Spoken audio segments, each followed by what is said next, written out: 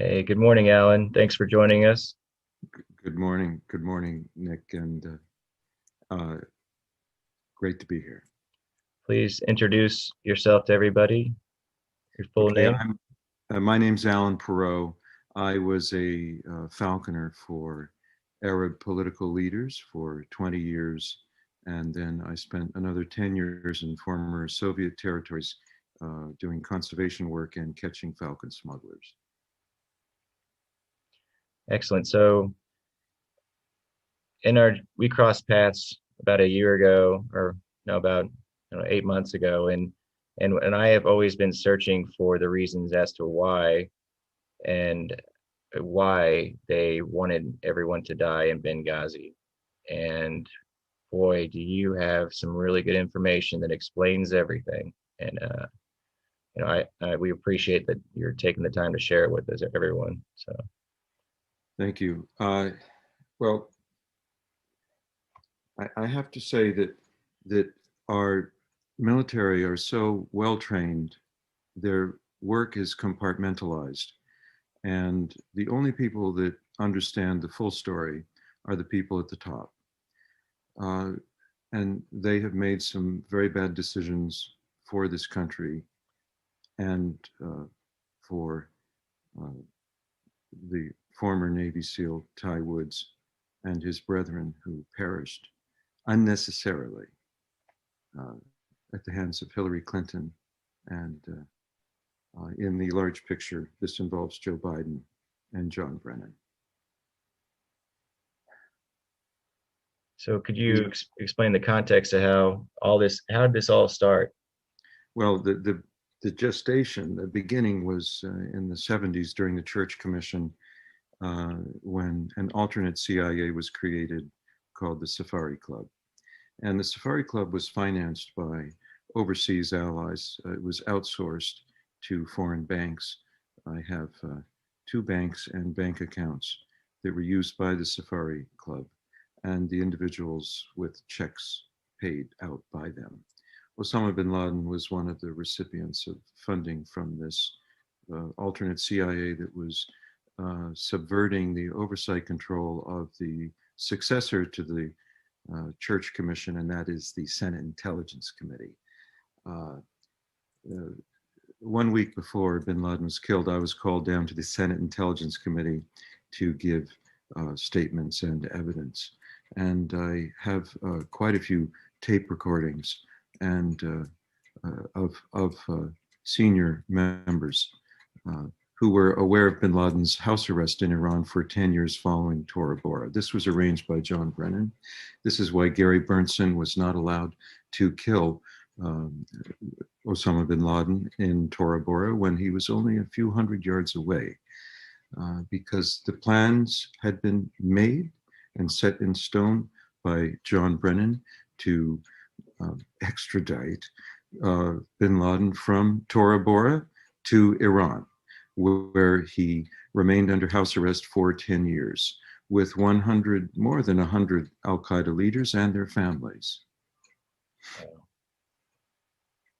So what you're saying is that there was no need for us to invade Afghanistan under the pretext of getting Al-Qaeda if the US government knew and was actually protecting his life in Iran. Is that correct?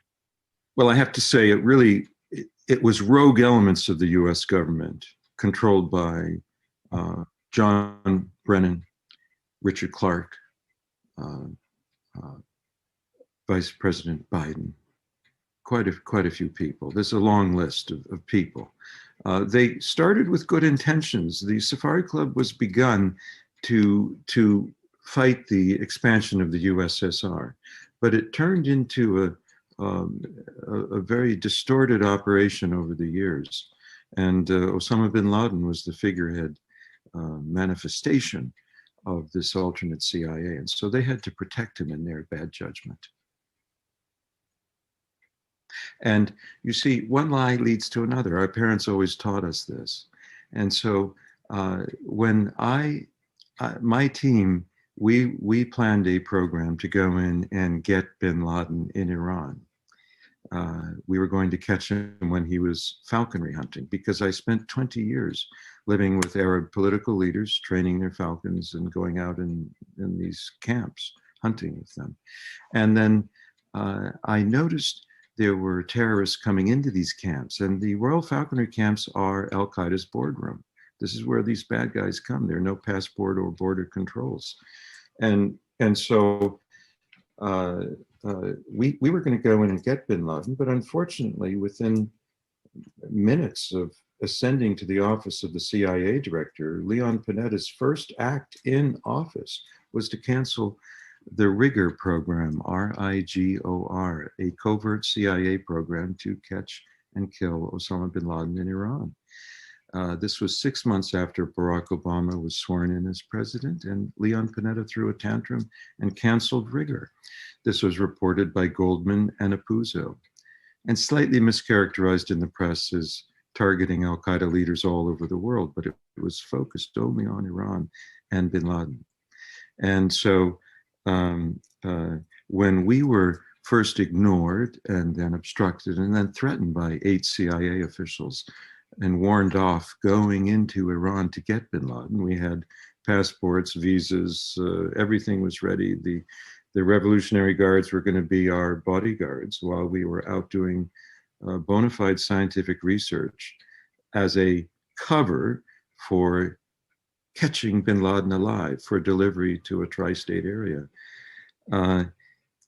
When we were shut down by Leon Panetta and others, I began negotiating directly with Iran 6 scenario analyses for the transfer of bin Laden alive and well to coalition forces, and to have him put in a neutral zone.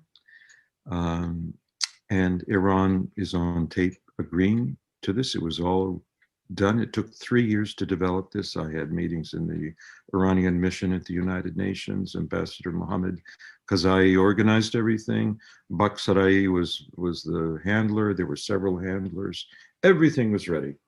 And then I went to Governor Bill Richardson, New Mexico Governor Bill Richardson, on December 2nd and 3rd of 2010. He agreed to be the US envoy to receive bin Laden for a transfer to coalition custody.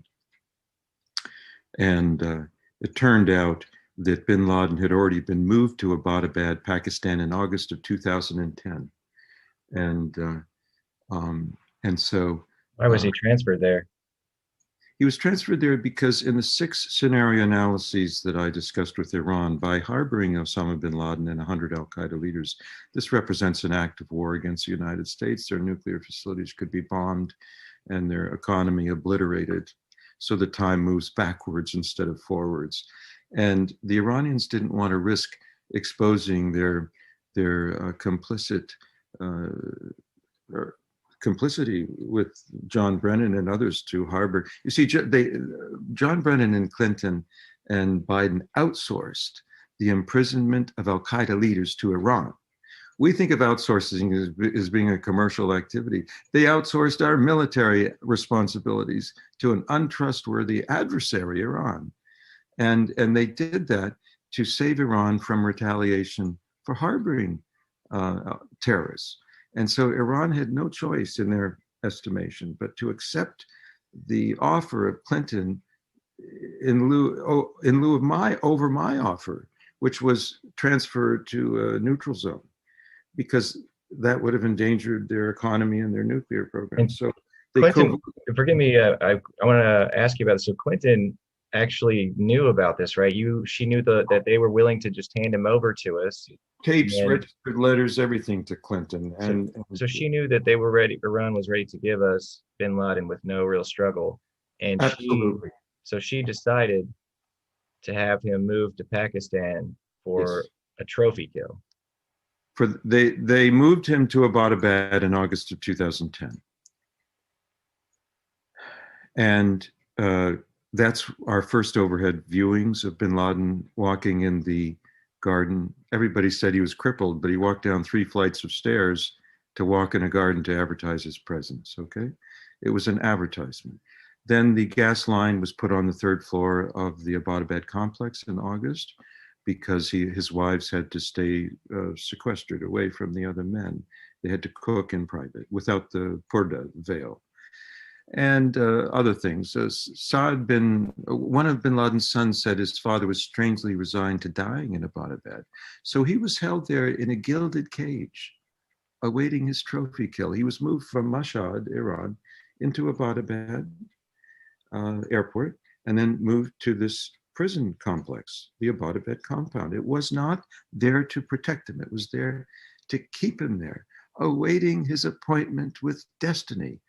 But the Iranians turned it into a fateful result because they pulled bin Laden out at the last minute, at the 11th hour, after an Iranian agent, a double agent, a Pakistan ISI officer who worked for Iran covertly, provided the DNA evidence to the CIA station chief.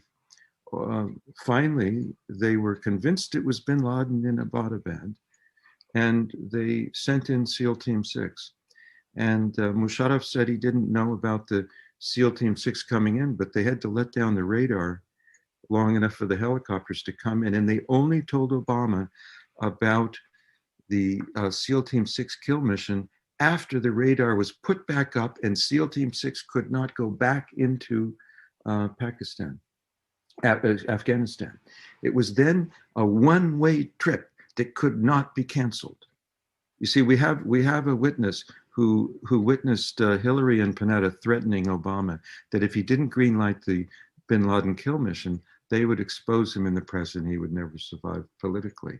And he actually was reluctant to authorize the kill mission. That's why they pulled him off the golf course only after the mission could not be canceled.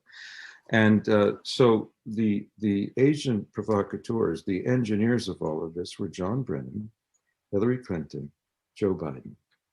And when they went in there, trusting the Iranians had bin Laden there waiting for them, SEAL Team 6, your son. He was retired at that time. Actually. Yes, but the SEAL Team 6, they killed Osama bin Laden's double. How do we know that? One of the wives went running towards them before he shot him and said, "Don't shoot, he's a double." I don't know the language she used. And then if you read Cy Hirsch's book, he explains that they threw the body parts over the Hindu Kush mountains.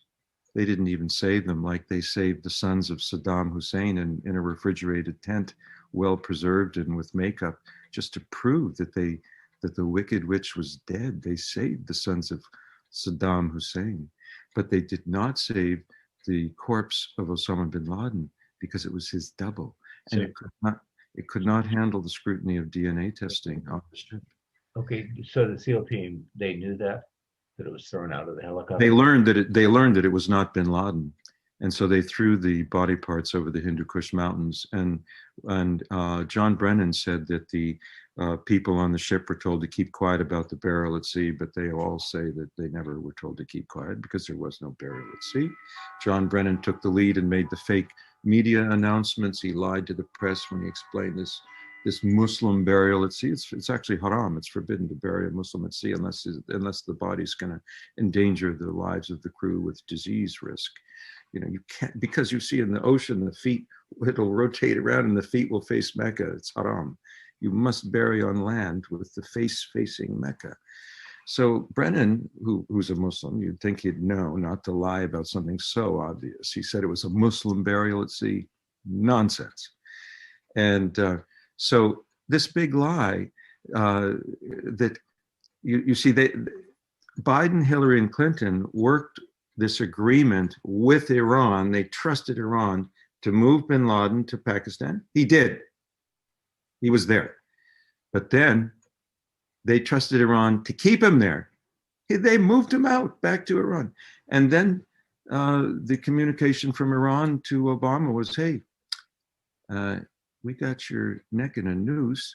Give us all this money, $152 billion, $2 billion on airplane pallet was paid out for the secrets I wish to reveal now and to the president under the terms of misprision and treason.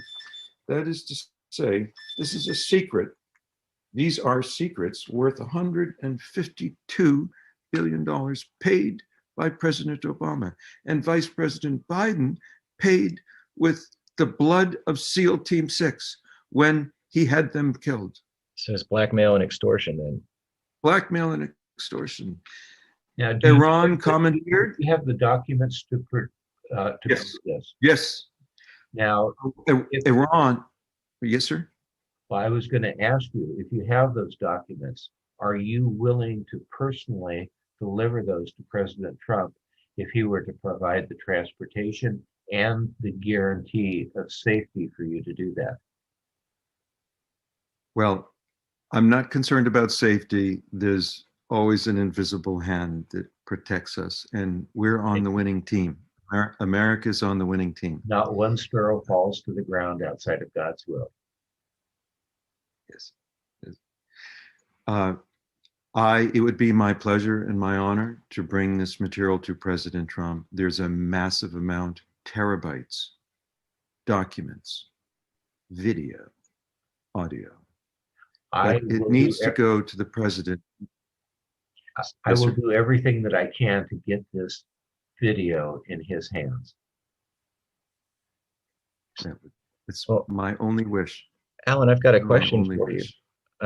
So that means that SEAL Team 6 was shot down on purpose after the trophy kill to ensure that no dead man can tell no tales. You were correct. So that President Obama paid bribery of $152 million. Vice President Biden paid with the blood of SEAL Team 6. He spent their blood like currency. Well, I've got to share something with you. Actually, Charles does. Charles, tell him about the Army Ranger that you talked to that was in the city where they were shot down. Okay. We lived in Hawaii, and for about a month afterwards, I was in shock. And my wife and I, we went walking on the beach. And in the back of my vehicle, I have a bumper sticker about Ty. And this gentleman came up to me, and he was an Army Ranger that had been injured, and he was recuperating in Hawaii. And he said, "How do you know Chief Petty Officer Woods?" And I says, "Well, I'm his dad." And he says, "Well, I worked with your son." And we became very close. It was part of my healing process, actually, getting to know him. He started coming to our church. His girlfriend started surfing with my daughters, and they ended up getting married. And one of the things that he told me, he says, "I was on the Ranger team that was in that village where SEAL Team 6 was killed." The story was by the Biden-Obama administration that there was this team that was under attack in this village. We're going to die if you don't get someone here really quick. And so they loaded SEAL Team 6 on this slow, vintage Huey helicopter the size of a school bus and slowly got them to the village. Now, they did not request help.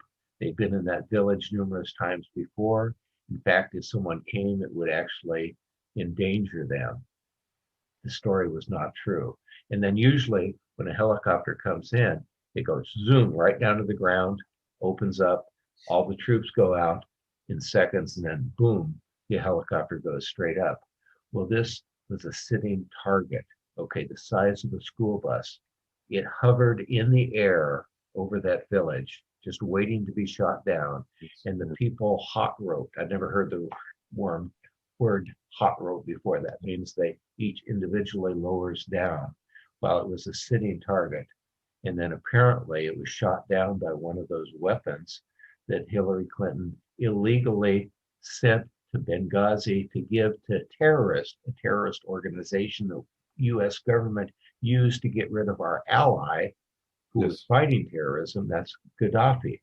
One of the and then that weapon ended up over in Afghanistan. They were Stinger missiles. Thousands upon thousands of them went missing. And Mark Turry was told that he had a small arms covert weapons program going. So that way none of that was ever given to someone, because they could shoot down jetliners just flying by if they wanted to. A child could do it, and a 12-year-old could do it. So these Stinger missiles went through Benghazi and then were given to the people who shot down SEAL Team 6. That was a setup. They were covering their tracks there. And then when they found the serial number on one of the missiles, it is traced back to the CIA from Qatar, from that weapons cache there of Stinger missiles. That's why they had to then cover their tracks after people found out that the missiles were from Qatar, and then they could trace back where they came from Hillary through Benghazi. That's why Stevens was back there, to recover those missiles and cover up the evidence. Well, that's at least what he was told. I assume that part of the plan for her was to eliminate everyone there at the Benghazi compound as well. It's just so wicked. It's hard. It's just so unimaginably evil what these people do. Dead men don't talk. Well, Alan, we'll talk. We will talk. You have some good news coming up here in the next week and a half. Yes, sir. It's going to be released, audio tapes, documents. I believe so. Yes. Yeah. I'm looking forward to hearing about it and seeing everybody connect the dots, because it's pretty plain to see the people involved, and it's all connected to another crime spree. And that's another story, though. Well, let's just remember that heavy price has been paid for the secrets we are uncovering. And there are millions of people who want to see the truth. And we're going to deliver. Well, America is a democracy, and for a democracy to work, the people that vote need to know what the truth is. And that is why we have 3 weeks for the people of the United States to get to know the truth. I hope that the media covers this, including the fake media, because the truth has to come out for our democracy to work properly, so people can vote intelligently. Totally agree. I agree. All right, Alan, we appreciate your time today. I'm sure this is just the beginning, and we look forward to hearing and seeing what you're going to show to everyone in the future. It's the beginning, but it's also the beginning of the end for the bad guys. Woo-hoo. Anyway, it comes out. Speak to you soon. Yes, sir. Have a good day, Alan. Pleasure to meet you. Yes. Lord bless. Bye-bye.